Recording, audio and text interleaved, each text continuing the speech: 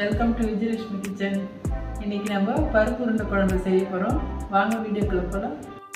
தேவையானது துவரம்பருப்பு, கடலைப்பருப்பு, புளி, மிளகாய்த்தூள், மஞ்சத்தூள், ஆனியன், கறிவேப்பிலை, காஞ்ச மிளகாய், தக்காளி, தேங்காய், இஞ்சி, பூண்டு, கொத்தமல்லி.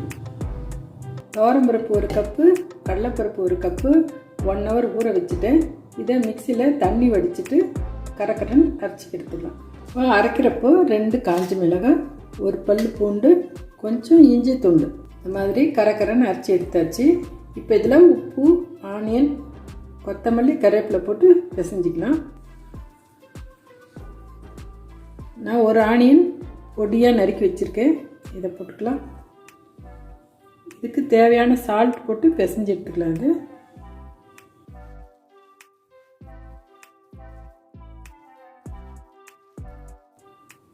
இதில் 1/2 ஸ்பூன் சோம்பு போட்டு பிசைஞ்சு எடுத்து வச்சுக்கலாம்.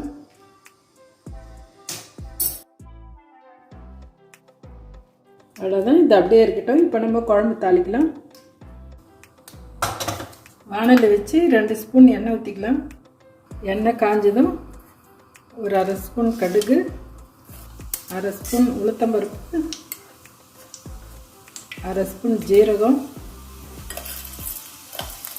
1/4 ஸ்பூன் கடலைப்பருப்பு, கொஞ்சம் பெருங்காயம். கடுகு பொரிஞ்சதும் ஒரு ஆனியன் கட் பண்ணி வச்சுருக்கேன், இதை போட்டுக்கலாம்.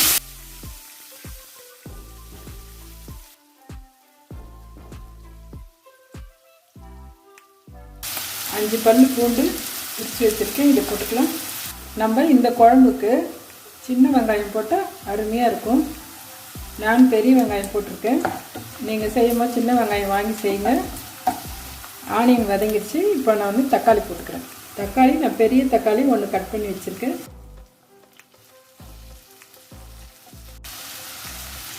ஃப்ரை ஆகிறதுக்கு இந்த மாதிரி 1 நிமிஷம் மூடி வச்சுருங்க. தக்காளி எல்லாம் நல்லா ஃப்ரை ஆகிடுச்சு. இப்போ மஞ்சள்தூள் போட்டுக்கலாம். மஞ்சள்தூள் 1/2 ஸ்பூன், சாம்பார் பொடி போடுறேங்க. நீங்கள் தனி மிளகாய் தூள் இருந்தால் போட்டுக்கலாம்.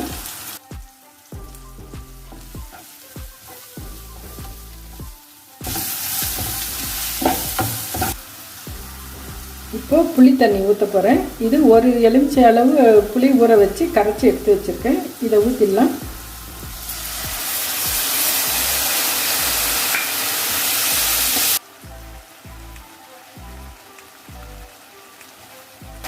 இதில் ஒரு டம்ளர் அளவு தண்ணி ஊற்றிடுறேன்.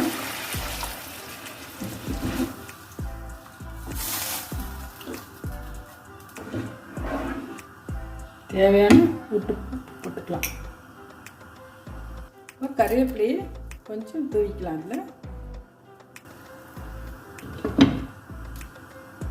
இதை மூடி ஒரு 5 நிமிஷம் கொதிக்கட்டும். அப்படியே குழம்பு கொதிக்கட்டும். அதுக்குள்ளே நம்ம தேங்காவை மிக்சியில் அரைச்சி எடுத்துக்கலாம். நான் 3 ஸ்பூன் தேங்காய் பொடியாக கட் பண்ணி வச்சுருக்கேன். இதில் 2 முந்திரி போட்டு அரைச்சி எடுத்துக்கலாம்.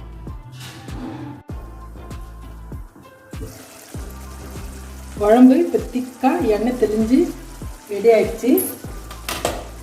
இப்போ நம்ம அரைச்சி வச்ச தேங்காவை இதில் ஊற்றிடலாம்.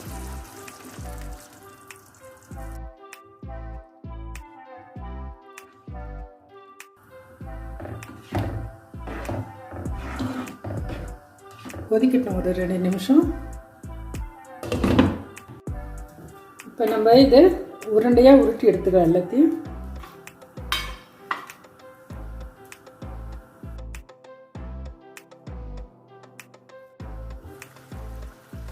நல்லா திக்காக வந்துச்சு குழம்பு. இதில் 1 ஸ்பூன் நல்லெண்ணெய் ஊற்றுறேன் நான். இன்னும் டேஸ்ட் கொடுக்கும். வெல்லம் 1/2 ஸ்பூன் போட்டுக்கோங்க. இப்போ அந்த உருண்டையெல்லாம் இதில் போட்டுடலாம்.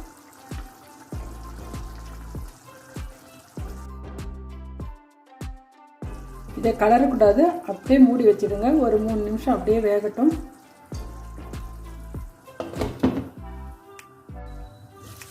உருண்டை வெந்துருச்சு.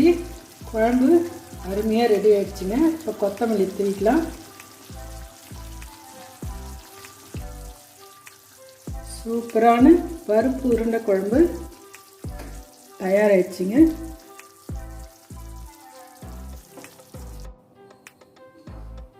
இப்போ சர்வ் பண்ண வேண்டியதுதாங்க. ரைஸ் கூட சாப்பிட்லாம், இட்லி தோசைக்கு கூட அருமையாக இருக்குங்க.